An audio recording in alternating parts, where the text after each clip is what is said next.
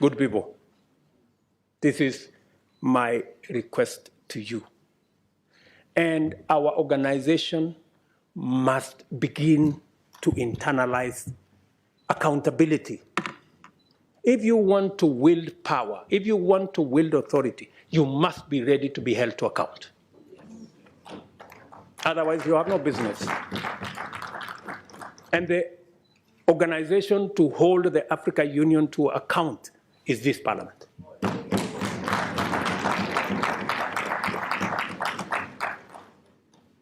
So what am I saying? For example, let me give you another example. We have been to US Africa. We have been to some other engagement with other countries. Now we have been invited for Russia-Africa Summit. We have made a decision, very respectfully as heads of state in Africa, that any engagement with other partners must be an engagement of equals.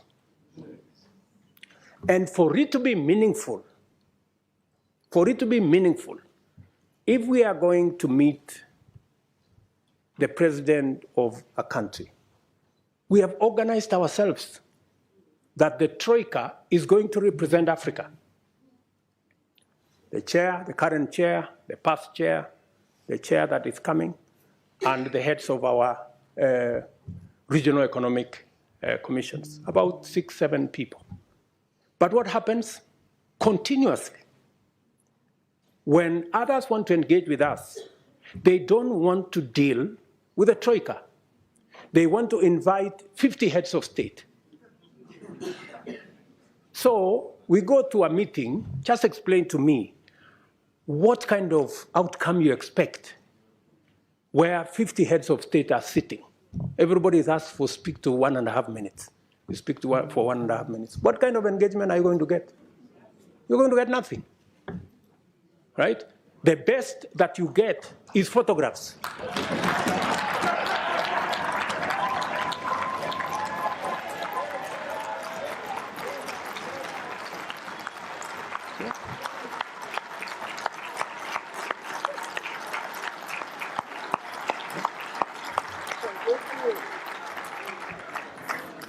That's it.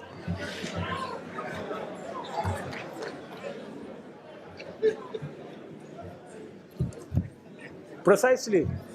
You get these photographs. They normally line us up somewhere, you know, crowd of 50 heads of state.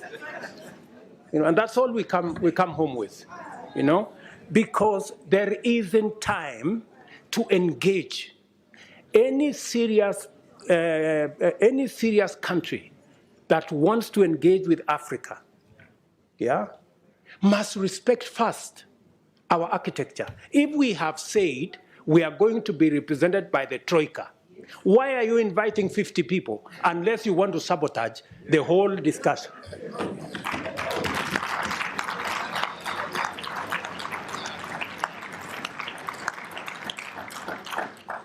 And if you can't respect our own rules, it is a sign of lack of goodwill.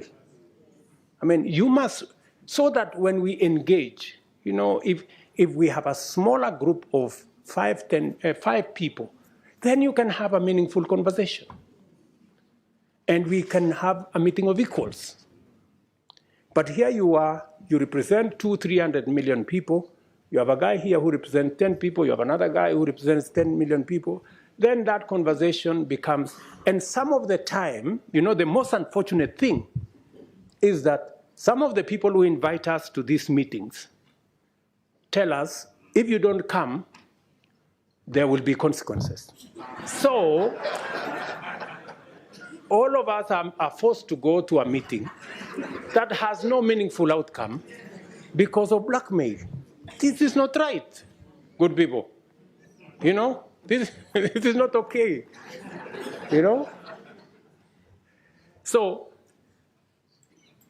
I have written to my brother who was here the other day that this time round, any other invitation, it must respect the rules of our continent. We have said any meaningful engagement anybody who wants us to take them seriously, they must first respect our architecture. If they want a fruitful engagement, they should engage our continent in a manner that we can effectively represent our people and we can effectively discharge our mandate and articulate our issues, not in a crowd. We want to be effective. We want to engage, you know? So if you are one head of state and you want to engage all these people, surely, are you sincere, you know, in engaging in a crowd?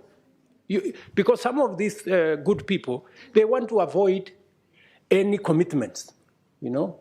They want to avoid any meaningful engagement. They just want a baraza and okay, pictures, and then we go. Dinner, and then, I mean, good people, we have food in our countries, at least. We can eat at home.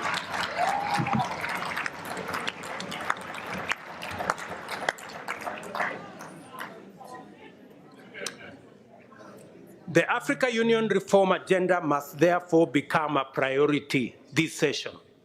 And you must, members of parliament, you must interrogate and conduct the process to ensure that structurally the roles of the Bureau, Summit, committees, regional caucuses, Secretariat, and Commission are rationalized to give Africa a fit-for-purpose continental governing body worth its name.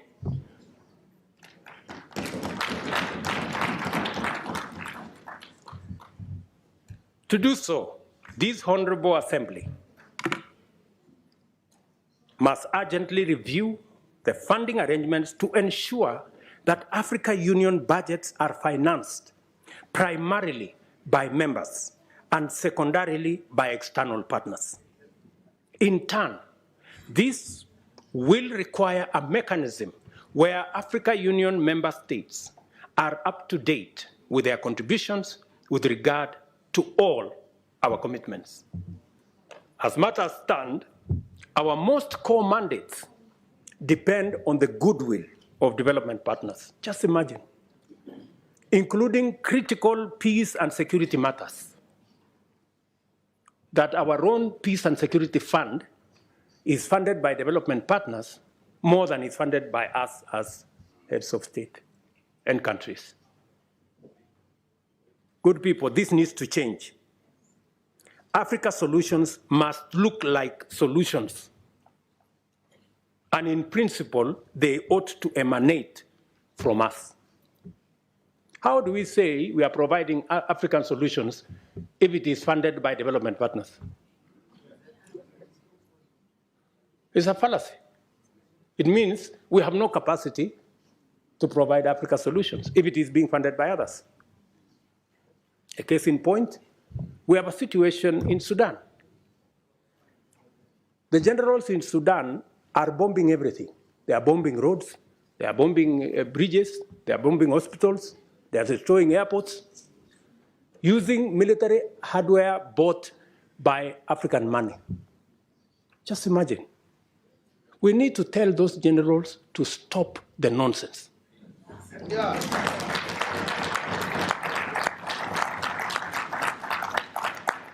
Military capacity is for fighting criminals and terrorists. It is not for fighting children and women and destroying our own infrastructure.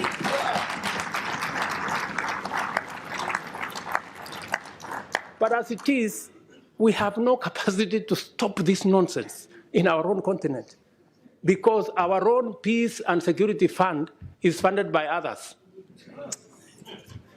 We have a problem. But I'm telling you, we are going to correct this problem. It is us to do it.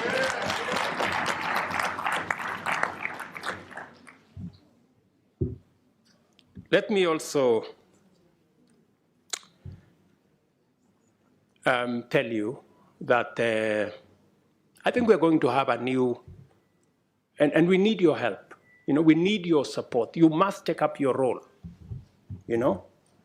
you must take up your role and make sure that our executive, the people running the Africa Union, are held to account.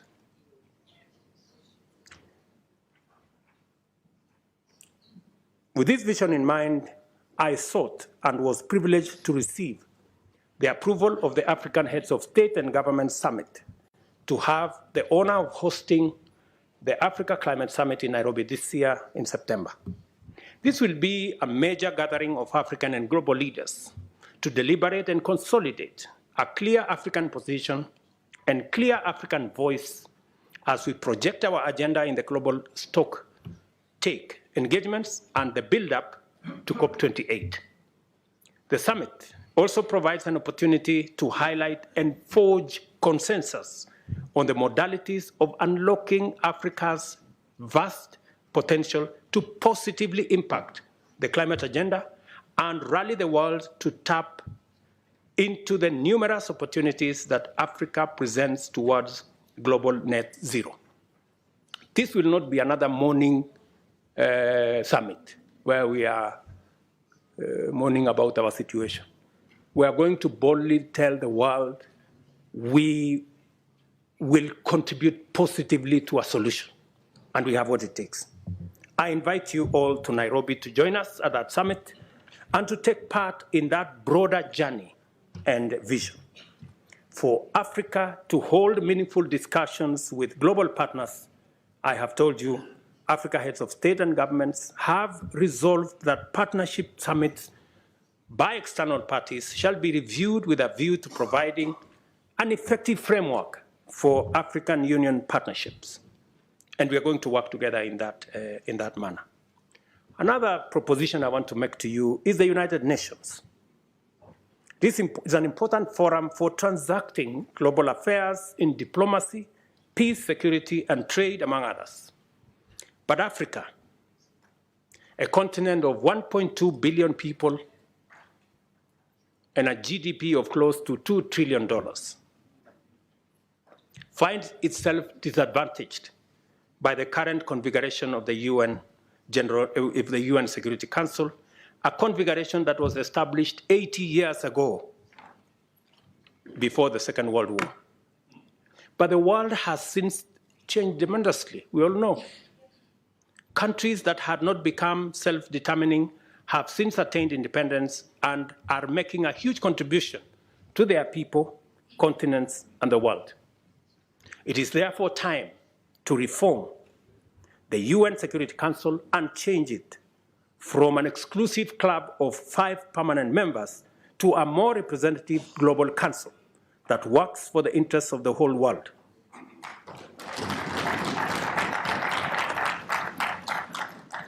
We have said Africa must have, at the minimum, 2 permanent seats at the Security Council. And by the way, we are being very modest.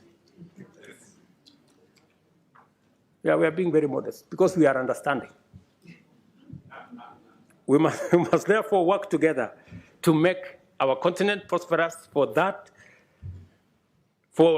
is what it deserves, and our people now and generations to come, and improve our relations with global business and global investments.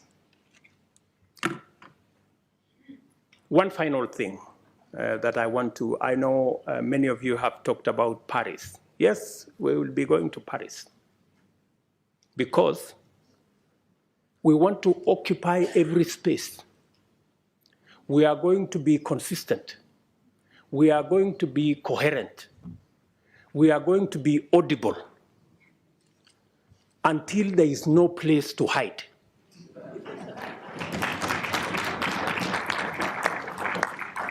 Yeah? Until the conferences are stopped. Otherwise, we will make them noisy, we will make them messy, and there will be consequences. If we are not heard, we are refusing to stay on the margins anymore. Yeah? We want to be at the table, because we are told the risk of not being at the table is that you could be in the menu.